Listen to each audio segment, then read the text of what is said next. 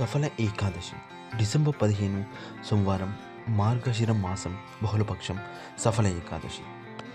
సఫల ఏకాదశి రోజున పెట్టే ఈ దీపం 5,000 సంవత్సరాలు తపస్సు చేసినా ఫలితం దక్కుతుందని అంటారు. సఫల ఏకాదశి రోజు లక్ష్మీనారాయణులను పూజించడం సహా దానాలు చేయడం మంచిది. సఫల ఏకాదశి రోజున జాగరణ చేసి ఆలయాల్లో దీపాలు వెలిగిస్తే 5,000 సంవత్సరాలు తపస్సు చేసిన ఫలితం దక్కుతుందని అంటారు. వ్యాస మహర్షి రచించిన బ్రహ్మాండ పురాణం ప్రకారం సఫల ఏకాదశి పరమ పవిత్రమైన రోజు.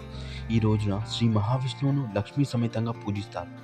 ఈ ఏకాదశి రోజున చేసే ఉపవాసం, లక్ష్మీనారాయణుల పూజ, జాగరణ వలన చేపట్టిన పనులు సఫలం అవుతాయి. సఫల ఏకాదశి వ్రతాన్ని ఆచరించే వాళ్ళు ఉదయాన్నే తలస్నానం చేసి ఇంటిని పూజా మందిరాన్ని శుభ్రపరిచి లక్ష్మీనారాయణుల చిత్రపటాలు గంధం, కుంకుమ, పసుపు రంగు పుష్పాలతో అలంకరించాలి. ఏకాదశి పూజలో తులసి తప్పనిసరి. ఆవు నేతితో దీపారాధన చేయాలి.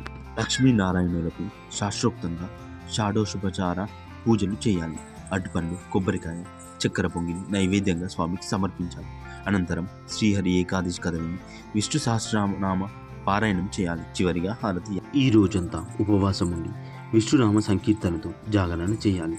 మొన్నాడు ఉదయాన్నే పూజ చేసి నైవేద్యం సమర్పించాలి.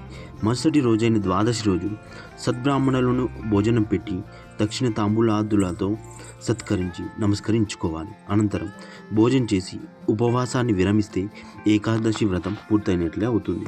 సఫల ఏకాదశి రోజున బెల్లం దానం చేయడం శుభప్రదం. ఈరోజు బెల్లం దానం చేసే వారికి సంపూర్ణ ఆరోగ్యం చేకూరుతుందని విశ్వాసం. ముఖ్యంగా ఏకాదశి రోజున బ్రాహ్మణులకు పసుపు రంగు వస్త్రాన్ని దానం చేయడం వలన జాతకంలో గురుబలం పెరిగి జీవితంలో ఉన్నత స్థాయికి చేరుకుంటారని శాస్త్రవచనం. సఫల ఏకాదశి వ్రతం ఆచరించే వారు ఉపవాసం తప్పనిసరిగా చేయాలి. ఒకవేళ ఉపవాసం ఉండలేని వాళ్ళు పాలు, పండ్లు వంటి సాత్విక ఆహారం తీసుకోవాలి. Thanks for watching our video. మరిన్ని వీడియోల కోసం మీరు మా ఛానల్ని సబ్స్క్రైబ్ చేసి బెల్ ఐకాన్ని క్లిక్ చేసి పెట్టుకోండి. వీడియో పెట్టగానే మీ వరకు నోటిఫికేషన్ వచ్చేస్తుంది.